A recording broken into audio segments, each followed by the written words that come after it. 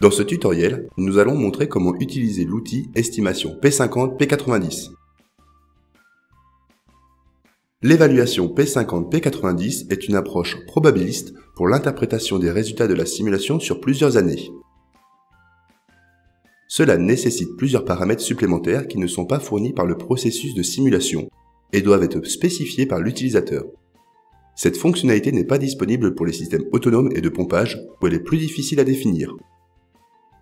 Cette approche suppose que sur plusieurs années d'exploitation, la distribution des rendements annuels suivra une loi statistique que l'on suppose être la distribution gaussienne ou normale. Commençons par expliquer le concept de la distribution gaussienne ainsi que le rôle de la valeur moyenne et de l'écart-type. La distribution normale, gaussienne, décrit la tendance des données à se regrouper autour d'une valeur centrale, cette valeur étant la moyenne. Certaines données seront alors inférieures à la moyenne et d'autres supérieures à la moyenne. L'écart-type sigma décrit la dispersion de la distribution normale. Plus le sigma est grand, plus la distribution sera large.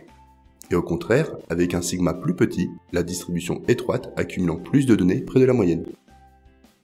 La moyenne détermine donc l'emplacement de la distribution et l'endroit où les données ont tendance à se regrouper. Si vous augmentez la moyenne, la courbe va suivre et se déplacer vers la droite. Si vous diminuez la moyenne, la courbe se déplacera vers la gauche. Cela se produit parce que les données se regroupent toujours autour de la moyenne dans une distribution normale. Par conséquent, la valeur de la moyenne détermine la position de la distribution normale. L'évaluation P50-P90 du potentiel de rendement énergétique d'un site représente donc un niveau de confiance statistique, pour lequel la probabilité que la production d'une année donnée soit supérieure à cette valeur est de 50%, respectivement 90%. Le problème est maintenant d'établir les deux paramètres de cette distribution gaussienne, c'est-à-dire la valeur moyenne et l'écart-type, appelé sigma ou RMS. La principale contribution à ces paramètres sera l'incertitude et la variabilité des données météorologiques, mais d'autres incertitudes dans le processus et les paramètres de simulation doivent être prises en compte. Les données météorologiques ou climatiques communément disponibles comportent généralement certaines incertitudes de différents types qui peuvent produire des différences très importantes entre les sources ou entre les années dans une même source. Ces incertitudes peuvent être les suivantes. La variabilité annuelle, qui est censée avoir une distribution gaussienne, la qualité de l'enregistrement des données, le soin apporté par les opérateurs, le positionnement, l'étalonnage et la dérive des capteurs, les perturbations comme les ombres, la saleté, la neige sur les capteurs, etc. La présence d'un horizon non négligeable pour les mesures terrestres, la différence de localisation, distance de la station de mesure pour les mesures terrestres, la qualité des modèles utilisés pour interpréter les données satellitaires qui est en constante amélioration depuis 20 ans, l'évolution du climat. En Europe, il semble que l'irradiance ait augmenté de 5% depuis le début du XXIe siècle. Pour activer l'outil P50-P90, veuillez ouvrir le bouton Gestion de l'énergie, page Estimation P50-P90 dans le dialogue de projet du réseau. Choisissez d'abord le type de données. Si les données sont représentatives d'une moyenne sur plusieurs années, comme les moyennes mensuelles ou TMY, le résultat doit être considéré comme une moyenne et correspondant à P50, valeur moyenne de la gaussienne. Si les données concernent une année précise, elles ne peuvent pas être considérées comme représentatives de la valeur P50. En l'absence d'informations complémentaires, vous ne pouvez pas déterminer un indicateur P50-P90 fiable. Mais si vous disposez de quelques informations sur la moyenne habituelle du site, vous pouvez introduire une estimation de l'écart de cette année particulière par rapport à la moyenne. Là encore, cela déplacera la valeur P50 par rapport au résultat de la simulation. Cependant, PV6 donne la possibilité de prendre en compte un changement climatique spécifié.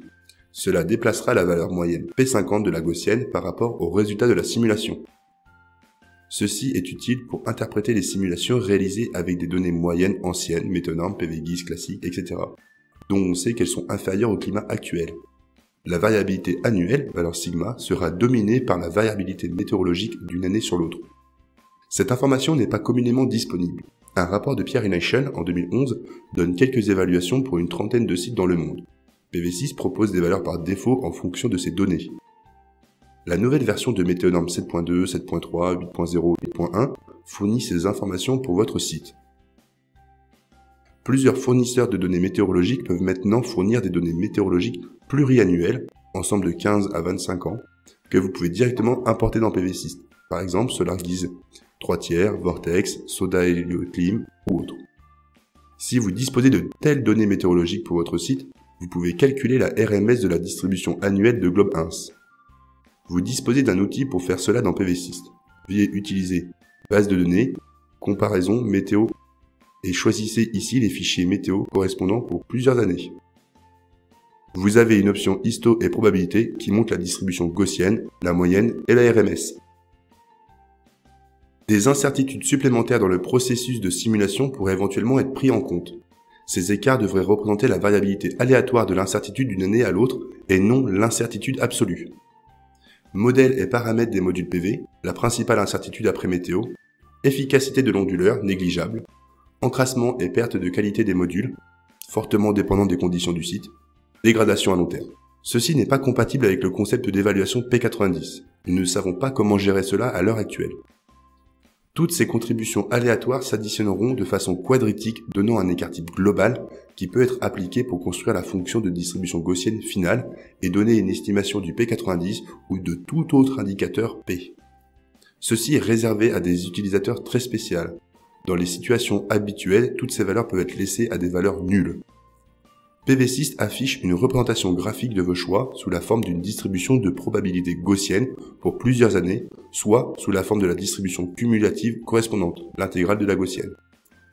Jouer avec les paramètres d'incertitude est très instructif sur la représentativité du résultat de la simulation pour les années futures.